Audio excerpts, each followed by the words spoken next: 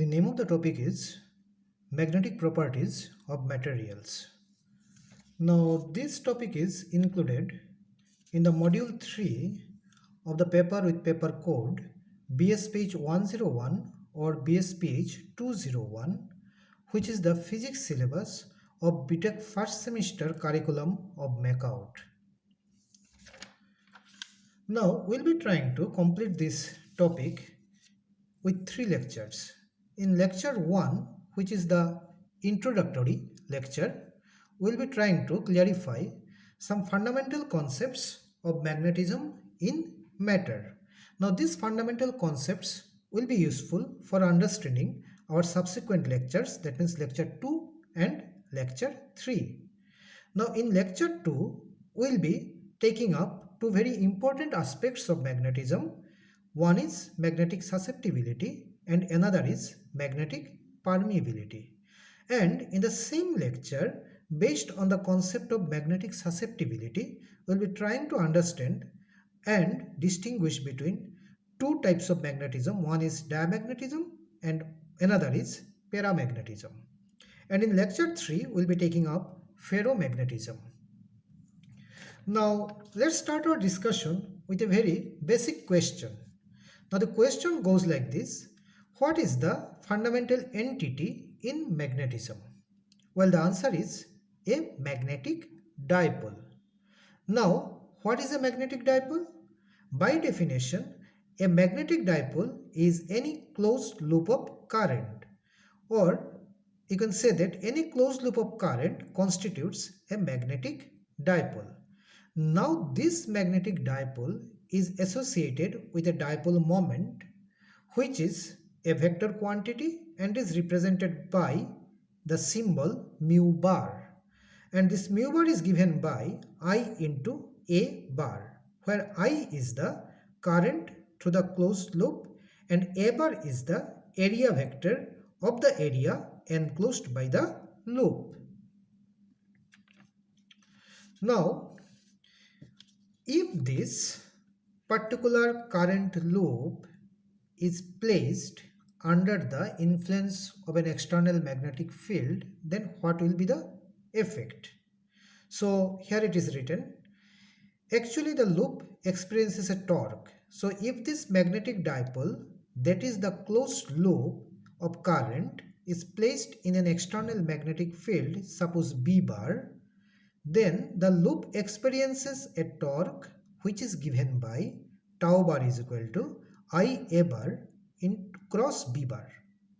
Now this I A bar, if you can recall, is nothing but the magnetic moment of the loop and it is denoted by mu bar.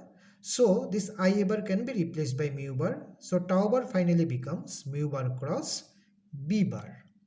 Now what is the job of this tau bar, this torque tau bar? It actually tries to rotate the closed loop so that, like this, if this is the original position of the loop, then, and if you are applying a magnetic field B bar, then the B bar applies a torque on the loop so that the loop gets rotated in such a position that the magnetic moment of the loop gets aligned along the applied magnetic field B bar. Now next comes molecular theory of magnetism. Now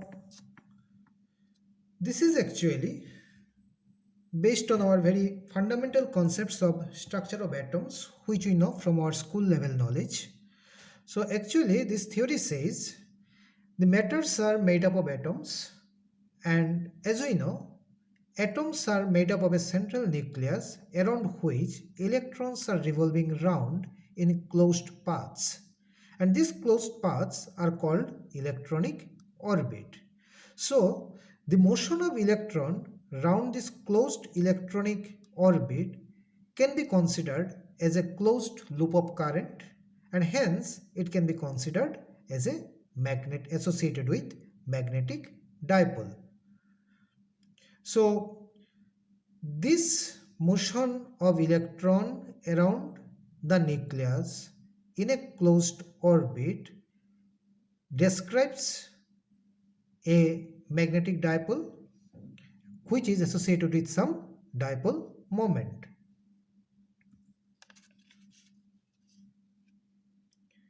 Now the theory says, number one, the orbital motion of electrons is equivalent to a closed loop of current and hence can be considered as a magnetic dipole. Number two, thus each orbiting electron has a magnetic dipole moment. And number three, as a result, the atom as a whole has a dipole moment which is the resultant of all these magnetic moments due to orbital electrons. Now let me explain the point number 3 a little bit more.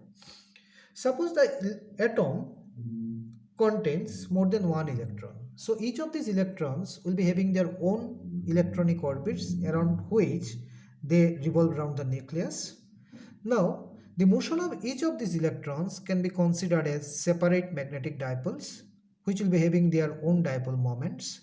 And since dipole moments are vector quantities, so whenever all these dipole moments due to each of these electrons are vectorially added, they give rise to a resultant dipole moment which is nothing but the resultant dipole moment of the atom. So this is said in the point number 3. Now, going by this theory, one question immediately comes in our mind. Now the question goes like this: why do the materials do not exhibit magnetism under general condition? Because each material is made up of atoms and atoms can be considered as magnetic dipoles by the molecular theory of magnetism. So apparently it seems that every material should exhibit magnetism, but it does not seem to be so. The answer is, since under general condition all the atoms or atomic dipoles are randomly oriented, so the dipole moments are also randomly oriented, so that whenever you try to sum them vectorially, the resultant comes out to be 0, so that the matter under general condition does not exhibit any dipole or any magnetism. Now, then one more question comes into our mind. Then when does a matter exhibit magnetism? If it is not exhibiting magnetism under general condition, then what is the condition under which a matter exhibits magnetism? The answer is, when a bulk of the material is kept under the influence of a magnetic field, then the field actually tries to align all the atomic dipoles along its direction so that the matter as a whole acquires some magnetism or a resultant magnetic dipole moment and it starts exhibiting magnetism. Now next, there are three fundamental vectors in magnetism which are denoted by m bar, b bar and h bar. Now m bar is called magnetization vector, which is nothing but the dipole moment per unit volume inside a material. B bar is called magnetic induction and H bar is called magnetic field intensity. Now there is a relation between these three fundamental vectors, and the relation is stated as H bar is equal to B bar by mu naught minus M bar, where mu naught is a quantity called permeability of free space, and regarding permeability we will be discussing in our next lecture. Now for free space there is no material medium, so there is no question of magnetization, so M bar becomes 0. Now putting M bar is equal to 0 in this relation, you will be getting B bar is equal to mu naught into H bar. So this relation is applicable for free space, where this relation is applicable for material medium. Now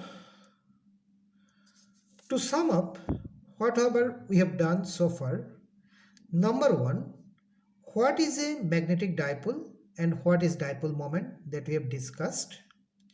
Number two, torque on a magnetic dipole due to a magnetic field. Number three, molecular theory of magnetism. And number four, M bar, B bar and H bar, that means the three fundamental vectors and their relation. So all these three aspects of magnetism have been covered in this particular introductory lecture. And in the next lecture, as we have said, we'll be taking up susceptibility and permeability as well as dia and paramagnetism. Thank you.